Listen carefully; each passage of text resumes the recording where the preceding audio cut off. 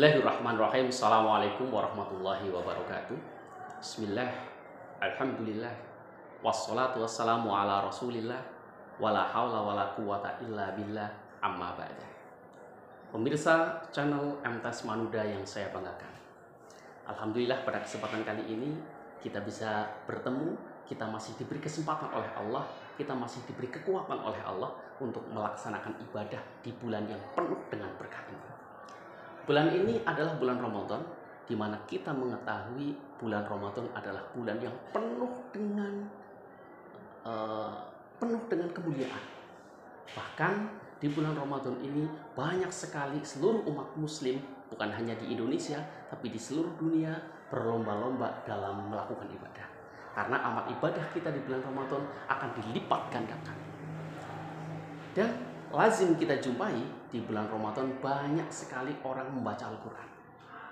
Kita bisa menjumpai di masjid-masjid, di musola-musola, bahkan di rumah-rumah mereka membaca Al-Quran atau tadarus Al-Quran.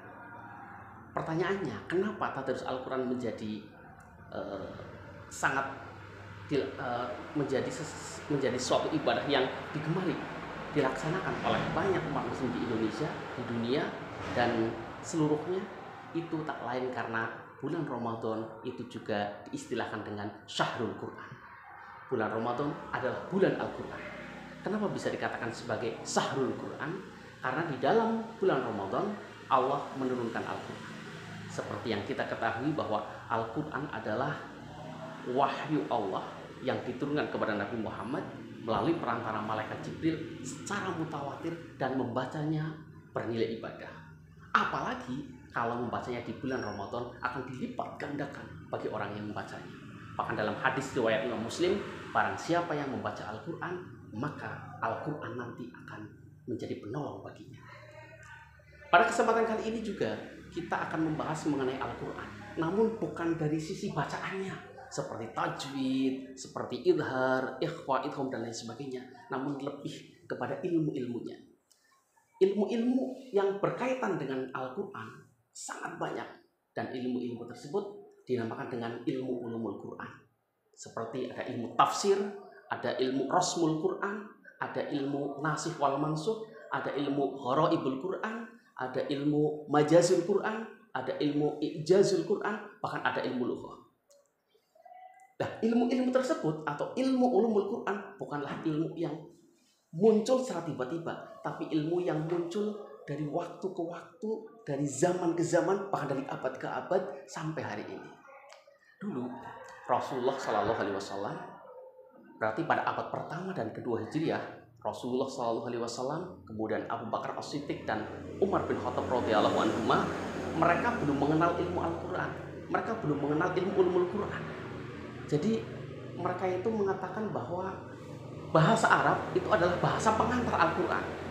Dan ketika itu tidak ada masalah apapun, karena ketika mereka menjumpai masalah-masalah di dalam Al-Quran, mereka akan menanyakan langsung kepada Rasulullah atau menanyakan kepada orang yang pernah bertemu dengan Rasulullah. Namun kemudian ketika pada masa Khalifah Utsman bin Affan, di mana orang-orang Arab orang-orang Islam maksudnya sudah semakin banyak, bahkan sampai keluar tanah Arab, mereka mulai menjumpai salah tulis baca, mereka mulai menjumpai ketidakpahaman. Oleh karena itu, pada saat itu Khalifah Utsman bin Affan memberikan sebuah kebijakan bahwa ada penyeragaman tulisan Al-Quran yang ketika itu diistilahkan dengan Mushaf Utsmani. Kemudian beralih setelah pada masa Utsman bin Affan, ada namanya masa Khalifah Ali bin Abi Thalib karramallahu wajhah. Pada masa itu justru lebih, karena umat Islam sudah tersebar banyak sekali non-muslim yang mereka masuk Islam. Dan kondisi ini menjadikan orang yang non-muslim sangat tidak bisa membaca Al-Quran. Karena memang pada waktu itu, Mushaf Utsmani yang ditulis, yang diseragamkan pada waktu itu, masih belum ada titiknya. Ta itu belum ada titiknya, fa belum ada titiknya, jim itu belum ada titiknya, kho juga belum ada. Nah, Mushaf Utsmani ketika itu belum ada tanda bacanya, belum ada titiknya, belum ada harokatnya.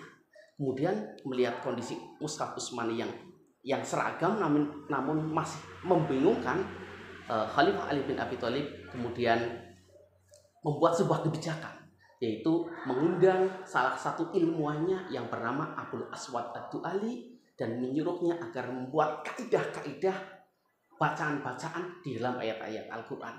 Dan kebijakan ini menjadi perintis awal munculnya ilmu i'rabul Quran dan ilmu nahwu.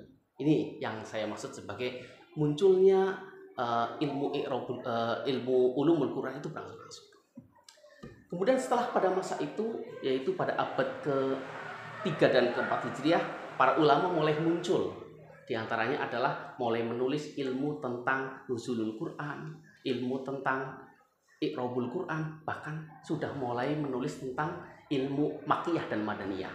Makkiyah dan Madaniyah itu salah satu ilmu yang berkaitan dengan Al-Quran, di mana Makkiyah ayat-ayat apa saja yang diturunkan di Mekah, ataupun Madaniyah ayat-ayat apa saja yang diturunkan di Madinah. Kemudian pada abad berikutnya, yaitu abad ke-4 dan ke-5, sudah mulai banyak ulama-ulama yang menulis. Salah satunya adalah menulis kitab, menulis ilmu yang berkaitan dengan i'jazul Quran, mukjizat-mukjizat atau kelebihan-kelebihan di dalam Al-Quran.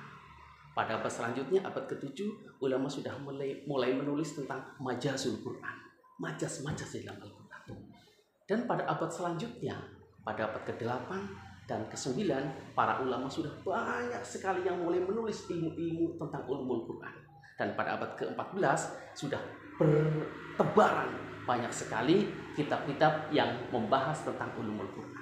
Sampai saat ini kita ketika mau mempelajari kitab-kitab atau mempelajari Al-Quran secara utuh, kita mempelajari ulumul Quran, kita tinggal mempelajarinya. Bisa cari di kitab-kitab apa saja. Selamat berpuasa, semoga amal ibadah kita diterima oleh Allah Subhanahu wa taala. Wallahul muwaffiq ila aqwamit thoriq. Wassalamualaikum warahmatullahi wabarakatuh.